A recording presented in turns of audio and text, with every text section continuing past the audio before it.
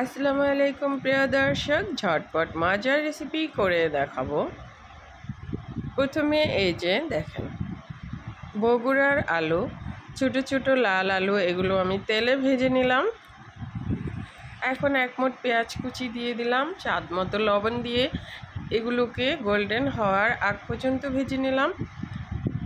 2 চা চামচ দিয়ে দিলাম আদা আর রসুনের পেস্ট, হাফ চা চামচ হলুদের গুঁড়া, অর্থাৎ হাফ চা চামচের থেকে একটু বেশি, 1 চা চামচ হলুদের গুঁড়া, 1 চা চামচ মরিচের গুঁড়া, হাফ চা চামচ ধনিয়ার গুঁড়া আর হাফ চা চামচ জিরার গুঁড়া দিয়ে এখন মশলাগুলোকে কষিয়ে নেব।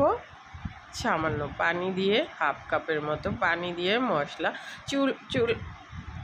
চুলার আঁচ লো ফ্লেমে রেখে মশলাটা 2-3 মিনিট কষিয়ে নিয়েছি। এখন এই যে মাছটা দিয়ে দিয়েছি, শিং মাছটা, চাইলে এভাবে অন্য মাছও রান্না করতে পারবেন। মাছ কষানো হয়ে গেলে ভেজে রাখা আলুগুলো দিয়ে দিলাম। এখন কষিয়ে নিচ্ছি, ভেজে রাখা আলুগুলো দিয়ে আবার নেড়ে চেড়ে মিক্সড করে কষিয়ে নিলাম।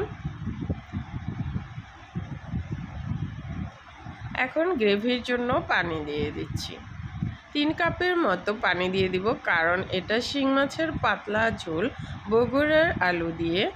এটা ভীষণ মজার, আমরা মাঝে মাঝে এভাবে রান্না করে শীতে খেয়েছি।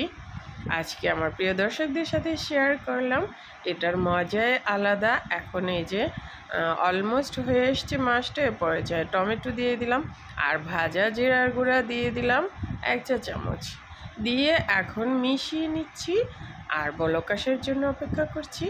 আর 5 মিনিট মাছটা হলেই সামান্য লবণ দিয়ে দিলাম, মনে হচ্ছে একটু লবণ লাগবে, আর আমার রান্নাটাও কিন্তু হয়ে যাবে।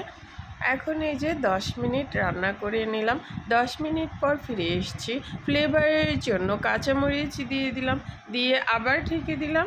এখন 5 মিনিট দমে রেখেছিলাম চুলার আঁচ লো ফ্লেমে রেখে, অর্থাৎ আমার রান্নাটা হয়ে গেছে। গরম গরম ভাতের সাথে পরিবেশন করবেন, সবাই খেয়ে খুবই পছন্দ করবে। মজাদার শিং মাছের পাতলা ঝোল, এটা যে কোনো মাছ দিয়েও রান্না করতে পারবেন এভাবে। সবাই খেয়ে বলেছিল অনেক মজার হয়েছে, আমারও ভীষণ ভালো লেগেছে রান্নাটা। আজকে বিদায় নিচ্ছি, আল্লাহ হাফিজ। দেখেন কালারটা, দেখেন মাছের কতটা সুন্দর হয়েছে। আল্লাহ হাফিজ।